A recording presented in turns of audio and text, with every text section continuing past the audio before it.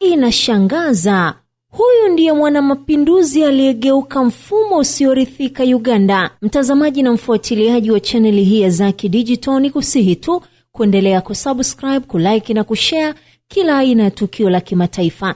Mei 12, 2026, Yoweri Museveni aliapishwa rasmi kuanza muhula wake wa 7 kama rais wa Uganda, hatua inayohitimisha miaka 40 kamili madarakani, na akiapa nafasi ya kuiongoza nchi hiyo kwa miaka mingine 5 hadi mwaka 2031. Akimaliza muhula huu atakuwa ametawala Uganda kwa miaka 45 mfululizo akiwa na umri wa miaka 87. Ni safari ndefu ya kisiasa kwa mwanamapinduzi aliyeingia madarakani mwaka 1986 kupitia vita vya msituni katika taifa lililokuwa limechoka kwa mapinduzi, mauaji ya kisiasa na kuporomoka kwa uchumi.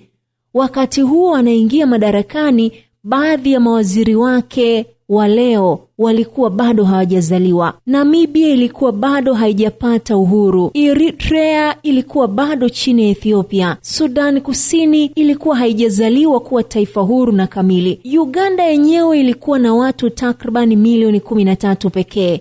Leo ina zaidi ya watu milioni 52. Maana yake karibu robo tatu ya Wauganda wa sasa hawakuwa wamezaliwa Museveni alipoingia madarakani. Kwa wengi wao hajawahi kuwa rais mwingine, yeye ndiye sura ya Uganda yenyewe. Lakini miaka 40 baadaye Museveni amebeba sura mbili zinazolingana. Kwa upande mmoja anatajwa kama mtu aliyerejesha usalama, akaufufua uchumi na kuipa Uganda heshima ya kimataifa. Kwa upande mwingine nakosolewa kwa kung'ang'ania madarakani, kubana demokrasia, kutumia dola kudhibiti wapinzani wake. Na pengine hapo ndipo simulizi yake ilipo, ama inapoanzia kama mwanamapinduzi aliyepigana kuondoa mfumo wa kimabavu na baadaye naye akageuka kuwa mfumo wenyewe. Yoweri Museveni hakuingia madarakani kupitia sanduku la kura. Hapana, bali kupitia vita vya msituni iliyoitwa Bush War baada ya uchaguzi wa mwaka 1980 uliopingwa vikali na upinzani. Museveni alianzisha mapambano ya silaha dhidi ya serikali ya Milton Obote enzi hizo, akiongoza kundi la National Resistance Army NRA. Vita hivyo vilidumu kwa takriban miaka 5 katika maeneo ya katikati ya Uganda, hasa Luwero, ambako maelfu ya watu waliuawa katika mapigano kati ya waasi na jeshi la serikali.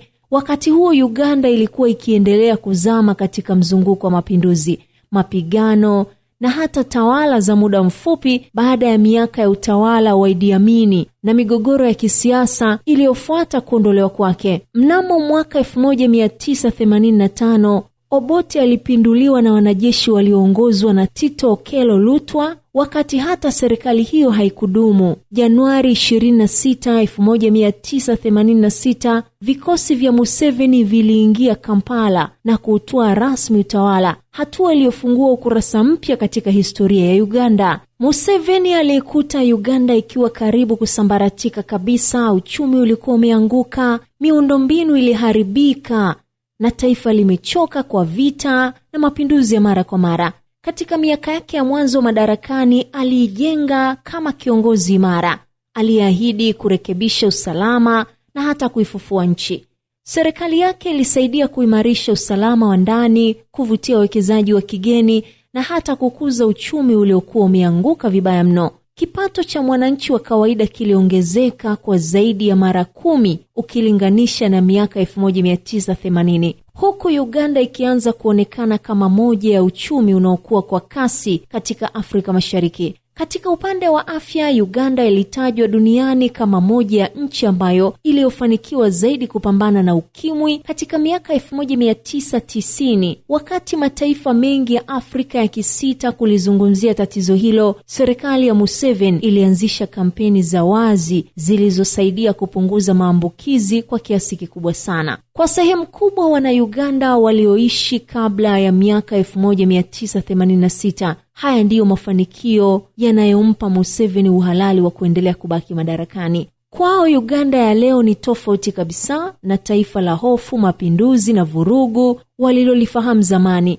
na wanamuona Museveni kama lulu. Museveni aliyeshinda uchaguzi mkuu wa Januari 2026 kwa kupata 71.65% ya kura zote, anaapishwa na kuanza muhula wa 7 kama rais wa Uganda, akiingia katika orodha ya marais wachache Afrika waliotawala kwa zaidi ya miaka 40, akiwemo Denis Sassou Nguesso wa Congo Brazzaville, Teodoro rais wa Guinea ya Ikweta na Paul Biya wa Cameroon. Lakini changamoto kubwa ya Museveni leo ni kwamba Uganda imebadilika kuliko simulizi iliyomuingiza madarakani. Kizazi cha sasa ambacho hakijawahi kushuhudia enzi za vita, mapinduzi na machafuko ya kabla ya miaka 1986. Hiki kimezaliwa katika nchi ya Uganda yenye amani kiasi na yenye teknolojia, mitandao ya kijamii na matarajio mapya ya kisiasa. Kwa vijana wengi, hoja nilileta amani haitoshi tena kuwa sababu ya kutawala milele. Wanataka ajira, uhuru mkubwa wa kisiasa, taasisi imara na mabadiliko ya uongozi. Ndio maana sura za upinzani kama Robert Kyagulanyi zimepata mvuto mkubwa wa kizazi kipya. Wakosoaji wake wanamshutumu kwa kutumia vyombo vya dola kuzuia upinzani, kuwakamata wakosoaji wake na hata kuminya demokrasia. Kizza Besigye na Bobi Wine wamewahi kukamatwa mara kadhaa katika vipindi vya uchaguzi, jambo ambalo limeifanya Uganda kushutumiwa kimataifa kuhusu hali ya haki za kisiasa. Besigye anashikiliwa mpaka sasa.